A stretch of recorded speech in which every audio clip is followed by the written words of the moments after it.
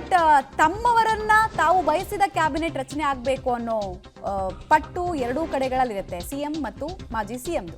So ಯಾರ್ಯಾರ ಮಾತಿಗೆ ಎಷ್ಟೆಷ್ಟು ಆದ್ಯತೆ ಸಿಗುತ್ತೆ, ಯಾರು ಹೇಳಿದ್ ನಡೆಯುತ್ತೆ, ಎಲ್ಲ ಡಿಸೈಡ್ ಆಗುತ್ತೆ.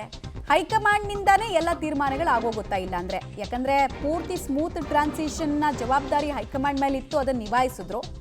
ಈಗಲೂ ಅಷ್ಟೇ ಸಂಪುಟ ವಿಸ್ತರಣೆಯ ಸ್ವರೂಪ ನಮಗೆ ಬಿಟ್ಬಿಡಿ, ನೀವು ಆರಾಮ್ಸೆ ಇರಿ ನೀವು ಅಂತ ಹೇಳಿ ಕಳಿಸ್ತಾರಾ, ನಾವೇ ಒಂದು ಪಟ್ಟಿ ಕೊಡ್ತೀವಿ ಅಂತ ಹೇಳಿ ಕಳಿಸ್ತಾರಾ ಗೊತ್ತಿಲ್ಲ. ಒಂದು ಕುತೂಹಲ ಅಂತೂ ಇದ್ದೇ ಇದೆ. 10th ಜನಪತ್ ಅಪ್ರೂವಲ್ ಅಂತೂ ಬೇಕು. 10th ಜನಪತ್ ಅಂದರೆ ರಾಹುಲ್ ಗಾಂಧಿ ಅವರ ಫ್ಯಾಮಿಲಿ ವಾಸ ಮಾಡೋ ಜಾಗ.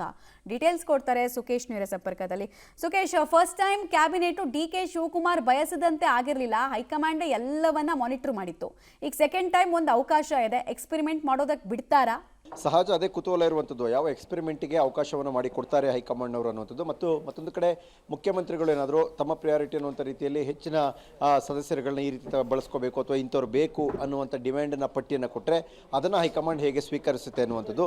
ಯಾಕಂದರೆ 20 ಸ್ಥಾನಗಳಲ್ಲಿ ಕನಿಷ್ಠ 10 ಸ್ಥಾನಗಳಾದರೂ ಮುಖ್ಯಮಂತ್ರಿಗಳು ಹೇಳಿದಂಥವರಿಗೆ ಅಥವಾ ಅವ್ರ ಆಪ್ತರಿಗೆ ಅಥವಾ ಅವರಿಗೆ ಬೇಕಾದವರಿಗೆ ಅವಕಾಶ ಮಾಡಿ ಕೊಡ್ತಾರಾ ಅನ್ನುವಂಥ ಪ್ರಶ್ನೆ. ಹಾಗೇನಾದರೂ ಸಿಗದೇ ಇದ್ದರೆ ಸಹಜವಾಗಿ ಹೈಕಮಾಂಡ್ ಎಲ್ಲರೂ ಮಾನಿಟರ್ ಮಾಡಿದ್ರೆ ಅದು ಮಾಜಿ CM ಸಿದ್ದರಾಮಯ್ಯ ಅವರ ಕಡೆಯಿಂದಲೂ ಕೂಡ ಯಾವ್ದಾದ್ರು ಹೆಸರುಗಳಿದ್ರೆ ಆ ಹೆಸರುಗಳು ಅಥವಾ ಅದನ್ನ ಹೇಗೆ ಪರಿಗಣಿಸಬೇಕು ಅನ್ನುವಂಥ ಚರ್ಚೆ ಮಾಡ್ಬೋದು. ಈಗಾಗಲೇ ಹೈಕಮಾಂಡ್ ಬಳಿ ಒಂದಷ್ಟು ಮಾಹಿತಿ ವರದಿಗಳಿದೆ ಅನ್ನುವಂಥದ್ದು ರಾಜ್ಯ ಕಾಂಗ್ರೆಸ್ ಉಸ್ತುವಾರಿ ಆಗಿರ್ತಕ್ಕಂಥ ಸುರ್ಜೇವಾಲಾ ಅವರು ಕೊಟ್ಟಿರುವಂಥ ಒಂದಷ್ಟು ಮಾಹಿತಿಗಳು, ಆ ಮಾಹಿತಿಯನ್ನು ಪರಿಶೀಲನೆ ಮಾಡಬಹುದು. ಹಾಗಾಗಿ ಪಟ್ಟಿಯನ್ನು ಇವತ್ತೇ ಅಥವಾ ನಾಳೆ ಅಂತಿಮ ಆಗಿಬಿಡುತ್ತೆ ಅಂತ ಹೇಳಲಿಕ್ಕೂ ಸಾಧ್ಯ ಇಲ್ಲ. ಒಂದು ಎಲ್ಲರ ಒಂದು ಮಾಹಿತಿಯನ್ನು ಸಂಗ್ರಹಿಸಿ ನಾವೇ ಪಟ್ಟಿಯನ್ನು ಕಳಿಸ್ಕೊಡ್ತೀವಿ ಅನ್ನುವಂಥ ಒಂದು ಡಿಸಿಷನ್ಗೂ ಕೂಡ ಹೈಕಮಾಂಡ್ ಬರುವಂಥ ಸಾಧ್ಯತೆಗಳಿದೆ. ಹಾಗಾಗಿ ಯಾವ ರೀತಿ ಆಗ್ಬೋದು ಅಥವಾ ಇಲ್ಲೇ ಸಿಟ್ಟಿಂಗಲ್ಲೇ ಎಲ್ಲವನ್ನೂ ಕೂಡ ಕ್ಲಿಯರ್ ಮಾಡ್ಕೊಂಡ್ಬರೋಣ ಅನ್ನುವಂಥ ತೀರ್ಮಾನಕ್ಕೆ ಹೈಕಮಾಂಡ್ ಬಂದರೆ ಮುಕ್ತವಾಗಿ CM, ಮಾಜಿ CM ಹಾಗೂ KPCC ಅಧ್ಯಕ್ಷರ ಸಮ್ಮುಖದಲ್ಲಿ ತೀರ್ಮಾನ ಆಗ್ಬೋದು.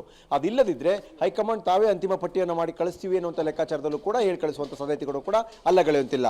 ಮಮತಾ, ಧನ್ಯವಾದ ತಮ್ಮ ಮಾಹಿತಿಗಾಗಿ.